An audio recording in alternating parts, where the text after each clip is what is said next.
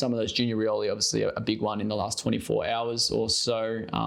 Meeting with Port Adelaide, that includes Ken Hinkley, Chris Davies, and then on top of that, Sean Burgoyne, who's obviously returned to the club this year in a multifaceted role, but some key pillars of the club, trying to lure Junior Rioli over from West Coast. And it seemed like we had a number of interviews with some news networks at airports or at the club and in South Australia and then back home in WA that he's hopeful of getting to Port Adelaide, and seems like it might be a multi-year deal, some good money as well.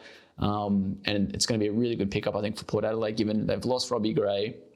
They got one game, an unused medical sub game out of Orazio Fantasia this year. So their small forward stock certainly need an addition, an acquisition, and I think it's a pretty handy selection to get Rioli. Yeah, it is. And as you said, he hasn't been too shy since that meeting in kind of letting people know that his desire is to go to Port Adelaide. And I think he said, the opportunity to set up his family going forward is a hard one to pass up. And you can kind of understand, given he did miss 2 years of footy, missed a lot of footy with that Asada incident, and you can understand why now his focus might be as a premiership player. His focus might be on setting up his family as best he can. Look, it would be a terrific get for Port Adelaide. It would be a brutal blow for West Coast, because you can't imagine there'd be a lot of capital in him.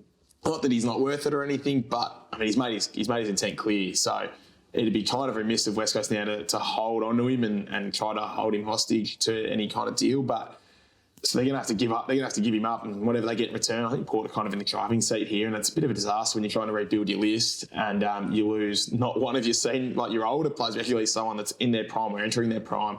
You might have to do it at cost price.